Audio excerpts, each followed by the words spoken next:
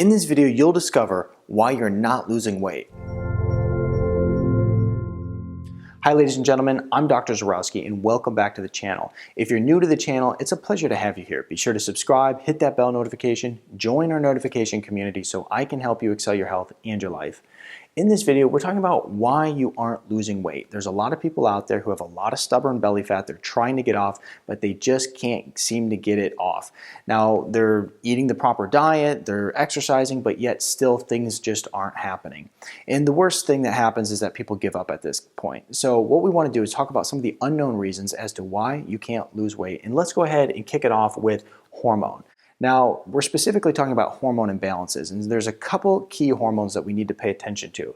First here is insulin. Now, if someone is insulin resistant, essentially what's going to happen is that they're going to have a buildup of insulin in the body, and it's going to encourage fat storage. The other thing is there's a hormone called estrogen, and when you have high amounts of estrogen or estrogen dominance, it also will encourage fat storage. And then there's the hormone leptin. Now, if someone is leptin resistant, and what that essentially means is that their brain cannot hear the signals from leptin to tell you that you don't need to eat anymore, then they tend to overconsume. And so leptin resistance is a huge problem as well. And then, of course, thyroid hormones. If you have thyroid imbalances, then by all means, we all know that that can lead to some weight problems. Now, when we look at all these hormone imbalances in general, the thing that we want to focus on is reducing inflammation in the body, reducing inflammation in the cell, and as a result, we're going to find that a lot of these hormone imbalance issues start to heal themselves.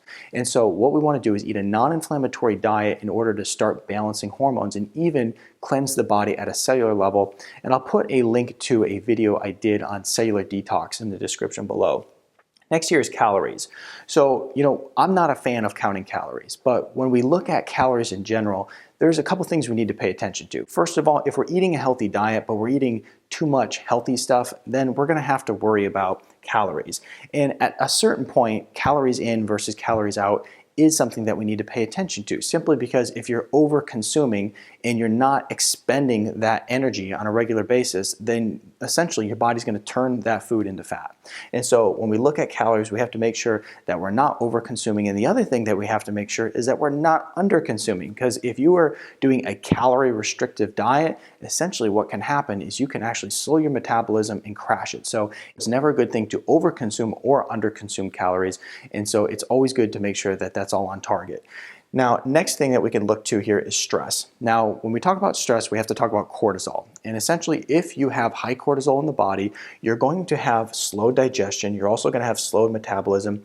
And then cortisol encourages blood sugar to be turned into fat. And so basically what we want to do is we want to make sure that we're reducing stress in all ways. Now, physical stress, mental stress, the stress from not getting enough sleep. So we want to always focus on reducing stress so that our body is not storing fat.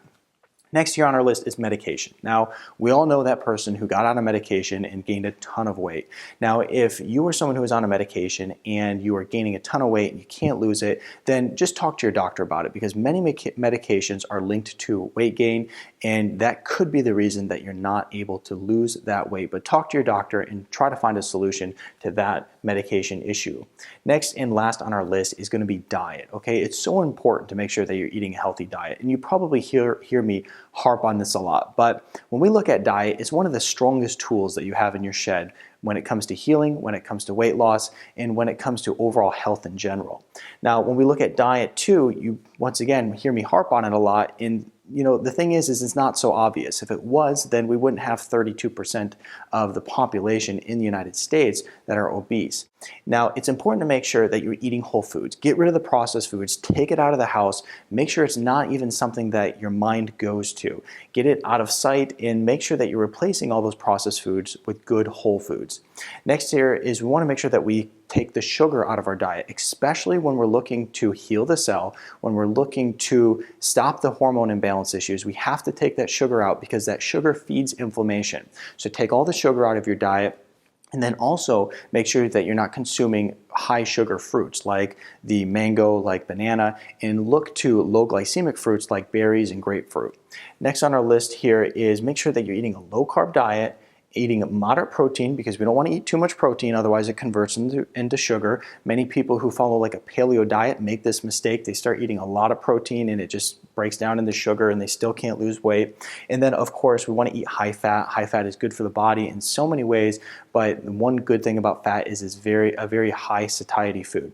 And so when we look at this, once again, anti-inflammatory diet and then also good healthy diet. Now the cookbook that my wife and I wrote is basically promoting all of that. I'll put that in the description here below.